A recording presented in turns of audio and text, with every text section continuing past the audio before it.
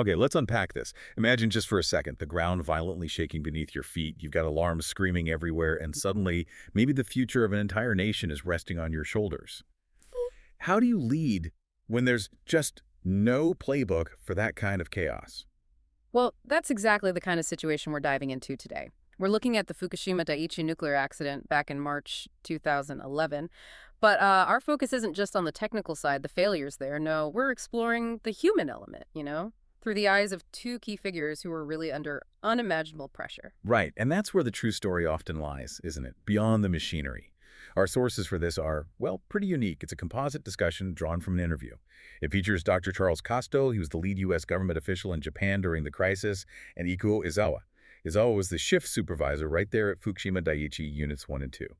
Their interview from 2013 gives us this incredibly raw, first-hand account of leadership and, frankly, resilience. So our mission today really is to pull out those nuggets of wisdom, those lessons about, well, composure, decision-making, and what does it actually mean to be well-informed when you're facing something totally unprecedented? This deep dive, it's more than just nuclear power. It's about the human spirit facing, the ultimate test. Okay, let's set the scene. It's March 2011. Ikuo Izawa, he's 52, shift supervisor for Units 1 and 2, and then boom, the Earth just erupts beneath him. The Tohoku earthquake hits hard. Yeah, you have to picture that control room, just immediate chaos. Operators are literally on their knees, grabbing onto panels. They're checking for scram alerts. Those are the emergency shutdowns, right? Exactly, critical signals. Confirming the control rods went in, that the nuclear reaction stopped, and amidst this deafening noise, all the alarms blaring, they're reporting information using their fingers. With their fingers, why? Just in case their voices couldn't be heard over the racket, it just paints this picture of, well, initial shock, complete sensory overload. So, how does a leader even begin to impose order on that kind of chaos when everything's literally falling apart? It's such a critical question, and Izawa's response, well, it's striking. Operators, as soon as they could stand, they instinctively started rushing towards the control panels. But he stopped them, just stopped them cold. He told them simply, calm down. Even then, under emergency conditions, follow the emergency drills, but very carefully. Check all the alerts, don't miss anything, confirm everything before you move. And did that work? I mean, in that moment? Amazingly, yes. Operators later said they actually felt calm after he gave those instructions. It shows you the immediate power of clear, calm direction from a leader, doesn't it? Okay, but then there was this other thing. The fire alarms. They were going off everywhere, and the company rule was clear. You don't turn off alarms without checking the site first. Right, that's the rule, standard procedure. But Izawa broke it. He reset the alarms himself. Just to calm his team, that seems bold, maybe even risky. It absolutely is bold, and it's right there you see that adaptive leadership being tested in real time. Look, breaking protocol seems counterintuitive, but his reasoning was sound from his perspective. He figured if they go off again, then it's a real fire. And the priority shifts immediately. Get the operators out safely like they practiced. Ah, okay. So it was a calculated risk based on the bigger picture. Exactly. It shows that balance, that tension between sticking to the rules and using judgment in a crisis that just spirals beyond the rules.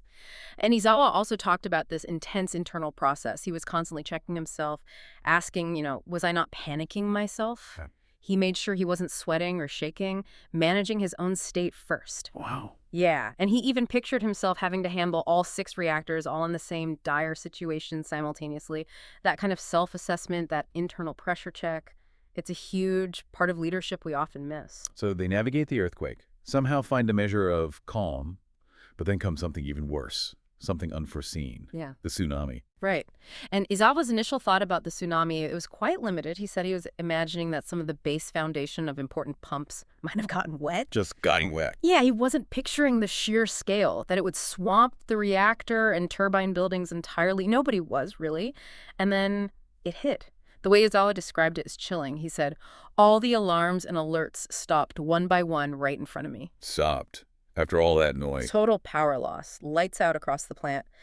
And then this striking, unnerving silence struck us. A complete flip from the chaos just moments before. Wow. That sudden shift from just overwhelming noise to absolute silence. Right. That must have been incredibly disorienting. What do you even do when the rule book just evaporates? Because the basic conditions, power, lights, everything, are gone. Exactly. That silence, that total system failure, it broke every known procedure they had. The team in the control room, they couldn't understand what was happening outside the plant walls. It was a black box. So Izawa's instruction in that moment, it was simple, basic. Check what we could physically monitor from the gauges right there in the control room. That's all they had. Just rid the dials that were still working? Pretty much. There was no manual for this.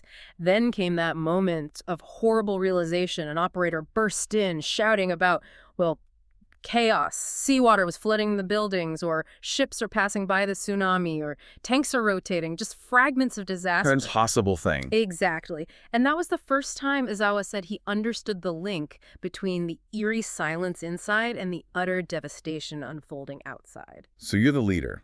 The crisis just went from really bad earthquake to something absolutely unprecedented. No training covers this. What's the next move? How do you even react? It's the ultimate test, isn't it? Izawa's reaction was immediate communication. He got word to the government, reported the loss, all power, the emergency cooling systems, gone. And critically, the reactor water levels were now uncertain, unknown. It was a situation demanding solutions made up completely on the spot. Unscripted leadership. Right, unscripted. And as things got clearer, or maybe murkier in terms of danger, Izawa had to create safety rules just out of thin air.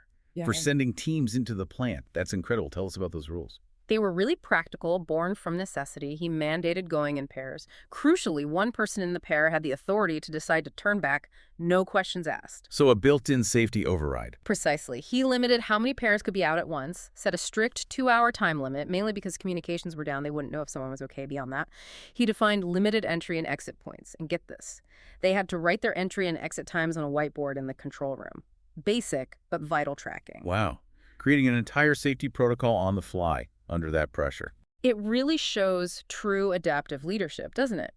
Izawa himself said, and this is a quote, "As this was not in our exercises, I am surprised that I actually came up with these rules myself in that situation." He surprised himself. Yeah. And he stressed that the operators followed these unwritten rules religiously right until they had to evacuate. It underscores a key point, I think.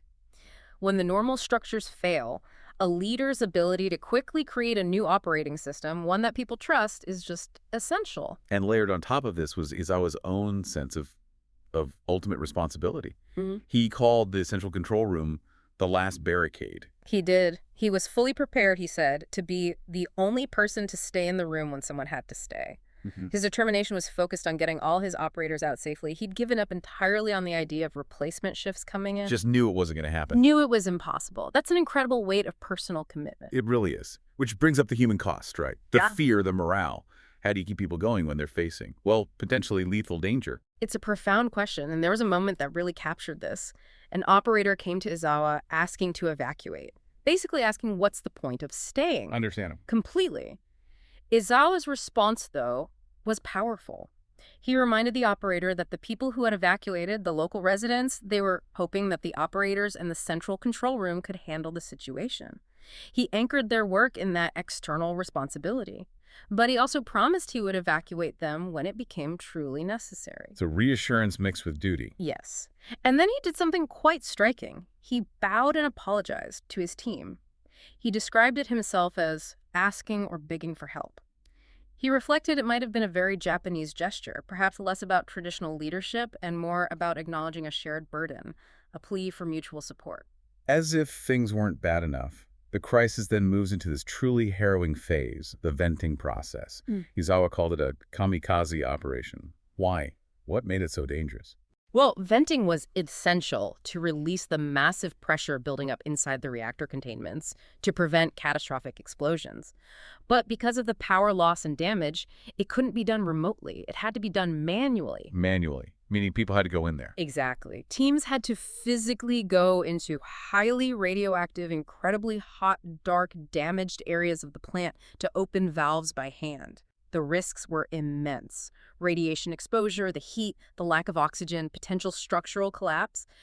It was understood to be extremely dangerous, potentially a one-way trip, hence the kamikaze description. And Izawa himself, he struggled with sending people on these missions, didn't he? Deeply. He described feeling he could not tolerate myself doing that again, sending his operators into such danger repeatedly. So, for the venting operation, he volunteered to be the first one to go. He volunteered to lead the vetting team himself. Yes, he felt he needed to demonstrate that commitment, maybe shoulder the immediate risk personally. But he didn't go, did he? No. And this is fascinating. His own senior supervisors gave him an absolute order to stay put.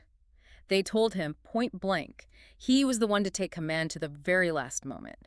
His place was in the control room, coordinating everything. Wow. So they overruled his instinct to go. They did, and in a remarkable display of leadership by example, one of those supervisors then went to the site to help with the venting himself. It really highlights that tough call for leaders. Sometimes the most courageous act isn't being first through the door, but staying at the command post. So Izawa stays. But they still need volunteers for this incredibly dangerous job. What happened next? After he was told to stay, Izawa then asked his team if anyone would go with him. Well, not with him physically, but undertake the mission. He described a moment of silence hanging in the control room. I can only imagine. And then, one by one, young operators volunteered. People who weren't even on his original list for the most dangerous tasks. They stepped up. That speaks volumes about the trust he'd built. How did Izawa explain his own actions, his own leadership philosophy through all this? It's interesting. He said it wasn't something he learned in a course or a manual. He said, "My instinct told me to do so. I had a feeling that I had to take the responsibility to be the last person to last resort. Therefore, in the main control room, I was the decision maker." Instinct and responsibility. A sense of ultimate duty. Yes, he even connected it to Bushido, the traditional samurai code, that deep-seated spirit of duty. But what's really striking is his later reflection. Looking back, he had second thoughts about volunteering to go himself, didn't he? He did. In hindsight, with incredible self-awareness, he admitted that volunteering to go personally would likely have been a misjudgment. He saw it as demonstrating his own weakness, driven by feeling sorry for the young operators he was sending into harm's way. So he realized his job was bigger than that single mission. Exactly. He understood ultimately that his crucial role was to stay in command, to maintain that central point of coordination for the entire chaotic situation. That self-critique, that honesty is quite something. Absolutely.